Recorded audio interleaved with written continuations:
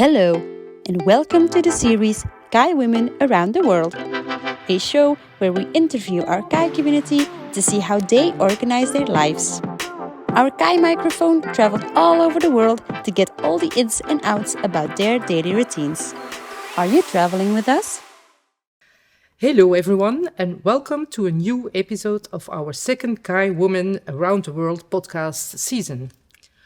For this series, we packed the KAAI mic and sent it to different corners of the world to ask women about the ins and outs of their daily routines. For this episode, the mic traveled all the way to Chisato in Rochester, New York. Chisato has a degree in saxophone performance. She moved from Japan to the US around 30 years ago, where she obtained a doctoral degree. She taught saxophone for many years and is currently managing education and community partnerships for Rochester Philharmonic Orchestra.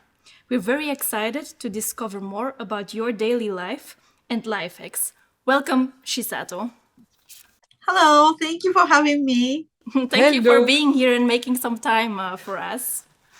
Chisato, to start off things, can you tell us a bit more about who you are and what you do in your day-to-day life?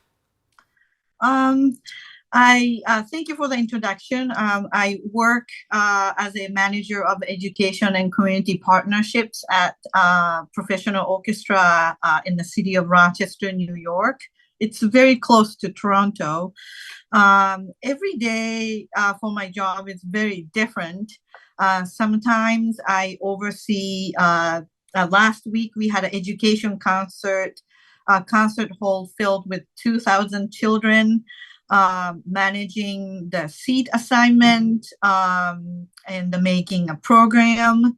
And today I'm making up a teacher's contact information afternoon so that we can send out some announcement. And then I also teach saxophone at Eastman Community Music School. I'm a saxophone instructor there. So Tuesday I teach in the afternoon to the evening.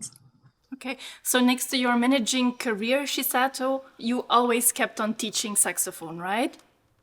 Yes. Okay, great to know. Thank you. Okay, Chisato, in this podcast, we discuss how KAAI women around the world organize their lives. In hope we can learn something from each other and be inspired by each other. So, what does a day in your life look like? I wake up very early. It's about like 4:30 in the morning. And then I try to have a so-called me time, clear my head and organize my mind and make a list of things that I need to get to for the day or the week. And I make lunch boxes for my two children and my husband and I. And then I make hot breakfast for all of us. And after that, I get myself ready for work. Sometimes I come home at dinner time. Sometimes I will see my children because they go to bed. I come home really late. So it really depends. Yeah, it's very early that you have to get up. So a long morning working time, in fact. Totally different as other people around you, I imagine? When I say I wake up at 4:30, my friends are very surprised. But a lot of my friends and colleagues work for this orchestra, and then there is a school of music right near our office. And I have friends and colleagues there. They also have a busy and then extraordinary day, and no day is different. Sometimes we get ready for performance. Sometimes we teach. Sometimes we work in the office. Okay. So it's, yeah, I can imagine. So for working in music, that you have a totally different daily routine. Can you speak about the daily routine still, how you're working and living? Um, so daily, I get to my office and then check my emails and answer all the questions that come to our way. Weekly, about 2 times a week, we have a team meeting in our office to really make sure that all the things are working correctly. Then when I teach, I go to my different office, and then I work with each individual student. And then I didn't get to share earlier, I also in the group of saxophone quartet, 4 players in the group, all my friends. We just had a performance back in January. So when we have a performance coming up, we rehearse regularly. And do you rehearse then in the evenings, Chisato, or is that during the day that you do that? So all of us have day jobs, so-called teachers and officers at the orchestra. So when we usually meet is during the weekend, Saturday or Sunday, a couple hours. We go really hard practice and then decide what to work on. So when we have a performance coming up, it gets really chaotic. I can imagine. And Chisato, I was also wondering, because you said you wake up at 4 in the morning, but then when does your day end? Is it you're also going then earlier to bed? Or because I can get quite a long day if you start at 4 every day. Yeah, my today, my teaching day, so I teach until 8:30 and then come home. So today it's going to be a little bit long day, and then I go to bed later than normal. But when I can, I usually go to bed probably 8 or 9 o'clock at night, and then to wake up 4:30 in the morning. That would be nothing for me, I would say. Yeah, me too. It's a long day. It's all what you're used to, eh? That's always the same, eh? That's true, that's true. Okay, but how do you balance your work and family life on one hand, and then your me time and your social life on the other? Do you still have this? Yes, I do. What I really would like to do is to plan ahead. I combine my personal work and then teaching calendars all in one so that I can see, and I just plan ahead. Um, Teaching hours are pretty set, and then I absolutely try to protect that because that deal with other families' schedule. And concert performance for the orchestra that I work for, they have a set. They already have a set concert schedule, so that won't really move. So I plug those in, and then my family schedule.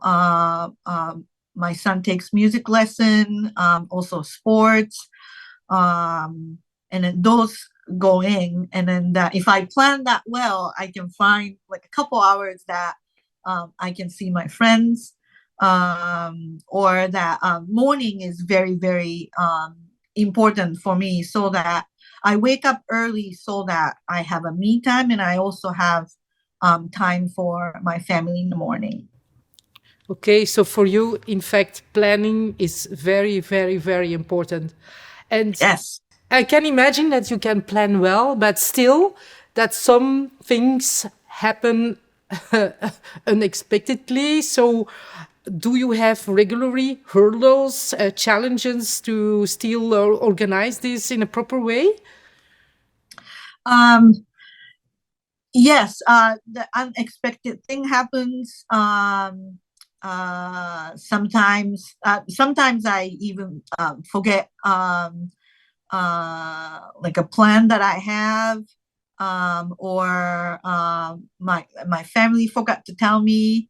But I always also try to be very flexible, so that flexible in anything I do, so that we can I can always find a plan to remedy that hiccups. Okay, yeah, being flexible is very important. And yes, not being too, how to say, unhappy when it doesn't work, you know. That's correct. I agree. A I new day agree. comes and then a new day will bring new things. Yep. When you have to prioritize, how do you do that then? Well, um, like everyone else, I take my two works very seriously. I always try to protect my students' time, because that deal with other families' time. So my teaching time is almost non-negotiable when it comes to other activities, and work. It's not really a 9 to 5, 9 a.m. to 5 p.m. job. So sometimes we can work remotely from home. So I try to remember that what I need to be present for the concert. For example, tomorrow morning, we welcome group of people to orchestra rehearsal in the orchestra hall. So I need to be present for that. So I try to pick out those needs be that I need to be present. And then so those I take prioritize. Unfortunately, like a friend's time sometimes get that last bits of that, but I seem to manage to get together with my friends on those, and then my friends are gracious enough to walk around with my opening times. Uh, Okay, so you are still happy with the balance you found for yourself right now? right now, yes, I'm pretty busy. I wish that we have more time as a family, that I'm home more. But so far, everyone is content. Okay, great. Good mother. Great. And are you using any tools or applications that help you to organize your daily life? So work calendar, the Outlook that comes to my device, and I combine all of that just to, so that I have everything on my calendar. But I also have my work, the calendar, the physical ones, and then I write everything. And by doing both, I also start to memorize what I need to do Uh-huh. better. So it might be a little bit much for some people, but doing that dual calendars in handwriting, and then also on my phone and then devices, seem to help me organize a little bit better. The old way, a physical agenda. But it's true. I must say, also struggled with this because you get everything, all your appointments are in Outlook. So it's digital, but you have private ones and everything. So finally, it's true a physical agenda where you have an overview of over the whole week, and that you're writing yourself, you memorize better. It's true. Yeah. Yep. Yep. Putting Yep. some And then things to paper. Go ahead, Go ahead. Chisato. Oh, I was going to say that I was going to buy that leather, the notebook cover, but it's all sold out. I was going to use that for my It went very quick. Yes. Yes. So, Chisato, in this podcast, we also talk a bit about the cultural differences between countries, because we are basically women from all over the world.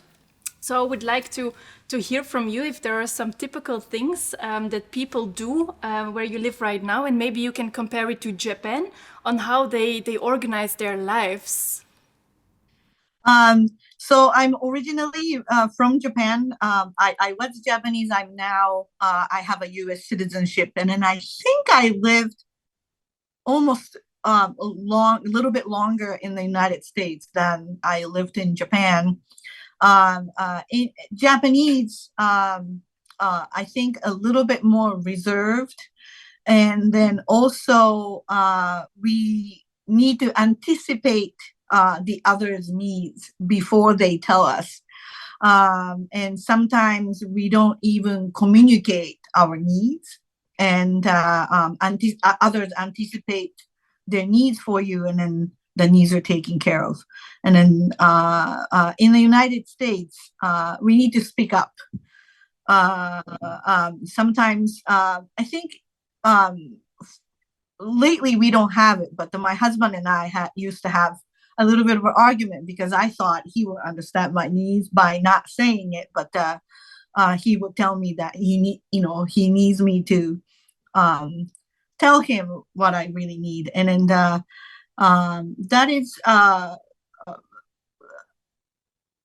wouldn't say a struggle, but I had to learn that a lot in a hard way, a lot of times, to be able to speak up my needs. So that's probably the biggest difference. And of course, the language. Japanese language differs from when you talk to certain people. So when I speak to my children or I speak to my supervisor, the way of Japanese speech are different. And of course, English, it's all the same. You is you, I is I, she is she. So that's a little bit of a culture shock. When I went to the workforce, speak to my supervisors, because I don't change how I speak dialect that I don't need to change in the English language. So emotionally, I have a little bit of a culture shock. I don't so much anymore, but sometimes I look back how I was in Japan compared to how I am here. Do you find it easier, Chisato, to express yourself in Japanese easier than in English, because you can make there the difference with different intonations and way of saying things? I think I can express probably better in English. I don't speak Japanese, not so much anymore. I'm still, I would like to call myself fluent. But in the daily lives, I don't use my family, my children, my husband. They don't speak Japanese except the hello and then bon appetit. That's not even English, but something like that. So when I get together with my friends, my Japanese friends, that's when I speak Japanese. But I know that when we meet, they're the mix of English and Japanese. So that's not really totally Japanese a lot of the times. And Chisato, when you say that in Japanese you speak differently to your employer or your boss than to your children, for example, how do you mean that? Is this only in intonation, or do you really have other words Like in French, we also have this difference between you and vous. A more polite form, or how do we have to see that? So the way that I would speak to my boss in Japanese is extremely polite. Polite way of talking. I know that English has a polite way of speech, but Japanese is very much to the next level. I wouldn't speak that way to my children. Doesn't mean that it's rude, but it's just a very different, extra polite way of talking. Friends, of course, they're a little bit of a different, very frank way of speech, or family. For example, you is very probably several different ways of saying that. Either you're speaking to the elders or boss, or colleagues or friends, or your family members' children. English is to me it's a little bit simpler than Japanese. I think it's the same for us with Dutch, right? We also have more or less one language in which we talk to everyone. Of course, a bit more polite or a bit more open, but at the end of the day, I think we communicate the same as well in the office than towards our friends or so, yeah. But the way you're doing is differently in the Netherlands than in Belgium too. Yes, it's a bit the same, yes. Chisato, then I have another question, because there is this cliche for people, close to New York, in New York, or in the US in general, that you're very talkative and open people, whereas we Belgians are a bit more closed off, a bit more reserved.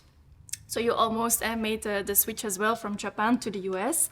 So how did you experience this? You already talked a tiny bit about it, but did you notice that, and how did it impact your own life?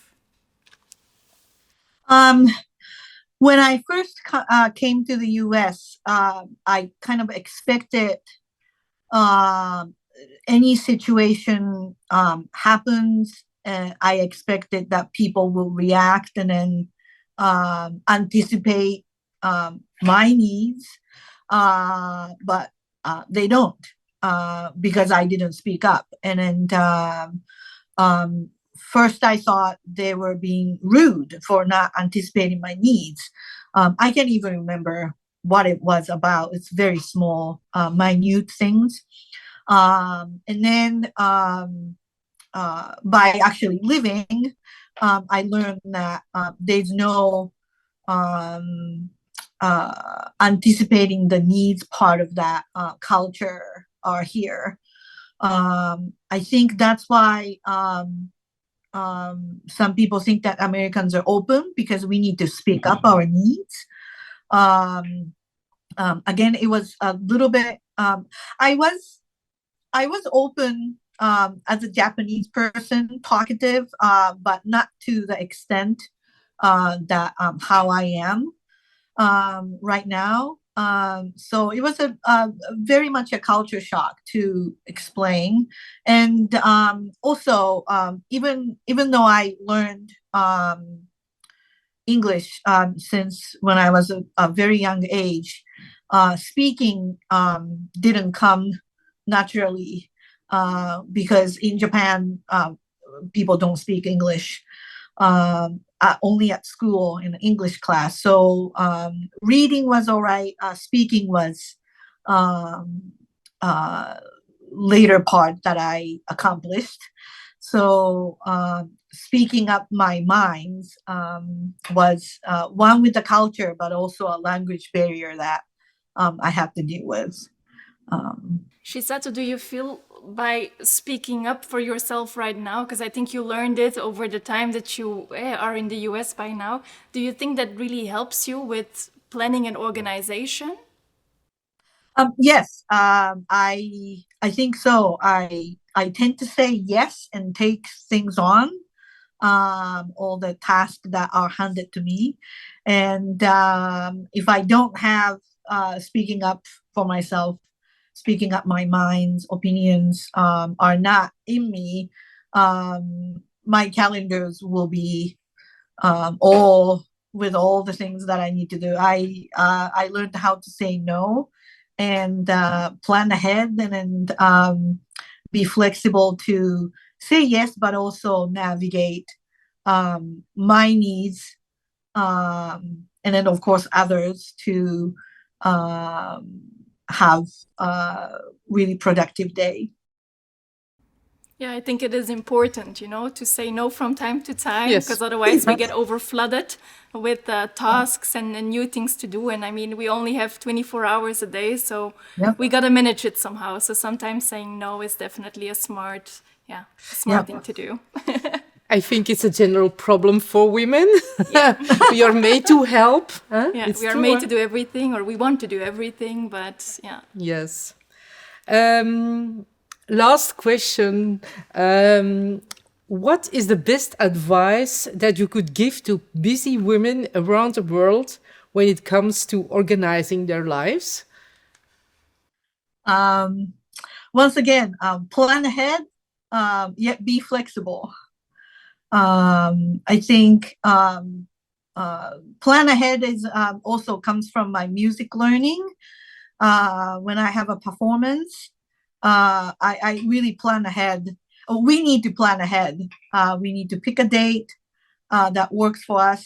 That means plan ahead to look at the calendar. So the plan ahead is it's really engraved in me, and that really works well with busy lives. And be flexible. I think I learned this on the job working for a professional orchestra. There are always some little changes that happens with the projects, concerts, the content of that. So I learned to be able to be flexible to attend to whatever it needs. Okay. We are at the end of our podcast, I think. Exactly. It was really very interesting, Chisato, because you are living in a totally different environment as we are. It's always interesting to hear how others, and in case here now you are managing all this. So thank you to be with us and to explain everything to us. Exactly. Thank pleasure. you so much, Chisato, for sharing Thank you. all these insights on how you organize your life. Thank you so much. Thank you so much. My pleasure. Bye bye. Yes. See you. Bye. Bye.